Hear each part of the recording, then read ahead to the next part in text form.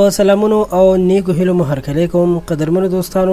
د ټولو نه اول خو دا ویډیو ماشومان مګورئ ځکه چې په دې ویډیو کې څه داسې خبرې دي چې هغه د ماشومانو د کتلو نه دي. ښځه په کوم وخت کې د کوروالي هغه خواهش ته رسیږي چې نور بې کنټروله شي او د هغې کنټرول ګران شي او هغه کومه لمحه وي چې د خاوند نه بغیر ورته یو منټ تیرول هم ګران وي او سخت وي او په دغه وخت کې بیا ښځه څه کوي.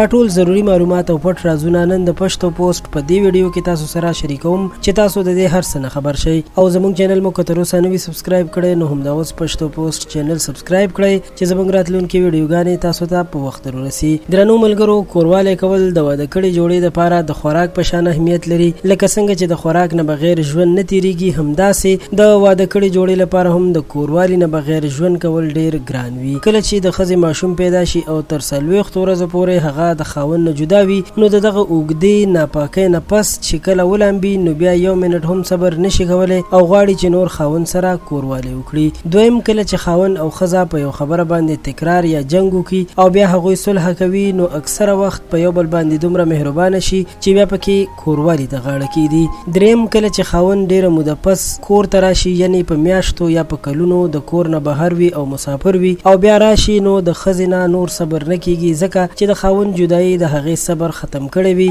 په دغه وخت کې هم ښځه صبر نشي کولی. او څلورم دا چې کله ښځه ډیره ستړې وي په دغه وخت کې هم د کوروالي احساس کوي، خو دا احساس ځینې وخت کیدلی شي خو هر وخت نشي کیدلی. د دې نه علاوه نور هم داسې وختونه وي چې هغه د موقع مطابق وي او ښځه پکې د کوروالي نه خوند اخلي. خو خاوندانو ته پکار دي چې د خپلې ښځې ډیر خیال وساتي. نو په میرمن باندې چې څوک څومره مهربانه وي هغه خوشحالیږي او ستاسو هره غوښتنه په سر سترګو مني. د پښتو پوسټ چینل درنو مینوالو، امید لرم چې دا ویډیو به ستاسو خوښه شوې وي. که تاسو په نور قسم موضوعاتو باندې ویډیوګانې غواړئ نو موږ سره خپل نظر خامخا شریک کړئ. موږ به تاسو سره په هغه موضوع باندې ویډیوګانې شریکې کړو. ډیره مننه.